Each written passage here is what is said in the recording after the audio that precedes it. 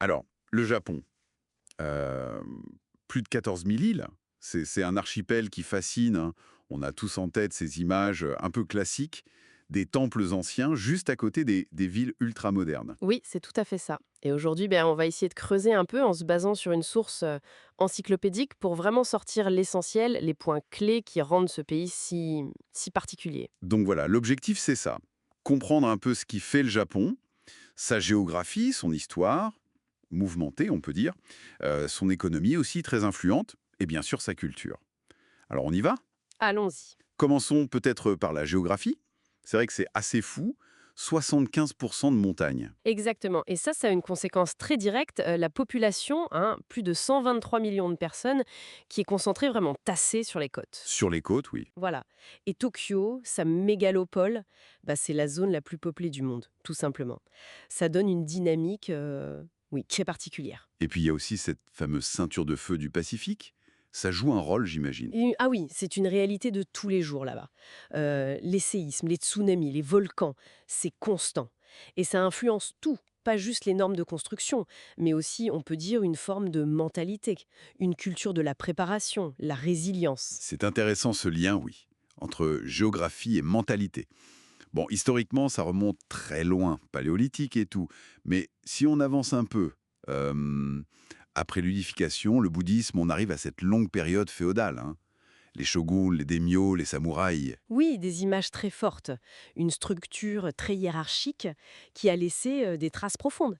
Et ça mène ensuite au shogunat Tokugawa. Ah, Tokugawa. Eux, ils unifient le pays, mais en même temps, ils le ferment complètement. C'est le fameux Sakoko. 2 siècles, hein, d'isolement presque total. 2 siècles, hein. Alors imaginez un peu le choc, quand les Américains débarquent en 1853 et forcent l'ouverture. Ah oui, un vrai choc. Et du coup, ça déclenche la restauration Meiji, 1868, et là, c'est la course en avant. Hmm, Modernisation, industrialisation, à une vitesse folle. une vitesse incroyable, ouais. Une transformation radicale. Mais ça a un revers, c'est aussi une période d'expansionnisme, de militarisme, Exactement. qui va mener tout droit au désastre de la Seconde Guerre mondiale. Hmm, tout à fait. Et après 45, la défaite, l'occupation, hop, nouvelle transformation spectaculaire. Le miracle économique, le Japon devient un géant industriel mondial. C'est vrai, hein. Une réussite économique impressionnante. C'est plus compliqué. On parle des décennies perdues, une sorte de stagnation économique qui dure. Pourtant, ça reste une économie majeure, hein. 5e PIB mondial quand même. Toujours leader dans l'automobile, l'électronique, la robotique. Ils investissent beaucoup en recherche et développement. Oui, oui, mais attention, avec des défis énormes. D'abord, la dette publique, elle est colossale. La plus élevée des pays riches, hein.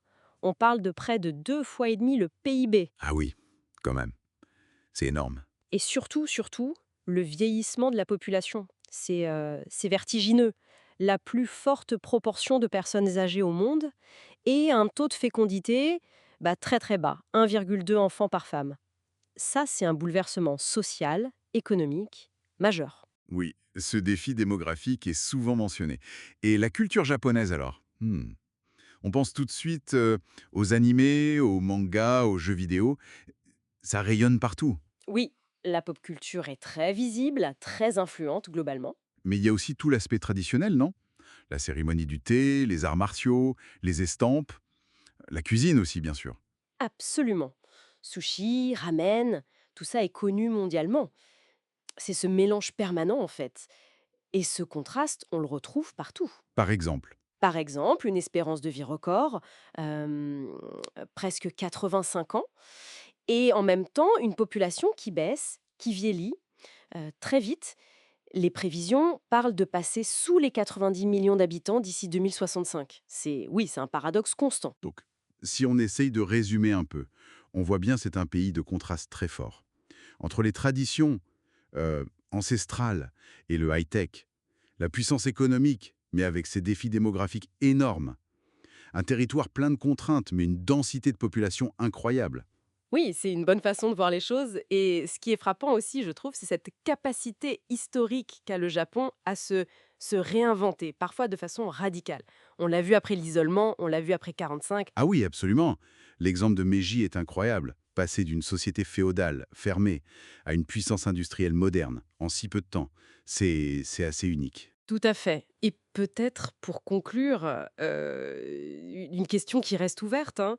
Comment est-ce que ce leadership technologique japonais, particulièrement en robotique, ils sont vraiment leaders mondiaux là-dessus, comment est-ce que ça pourrait, disons, interagir avec ce vieillissement, ce déclin démographique? Bonne question. Est-ce que ça peut être une partie de la réponse? Hmm. Quelles solutions sociales, économiques pourraient sortir de cette situation qui est, quand même assez unique au monde? Bon, voilà, ça laisse matière à réfléchir.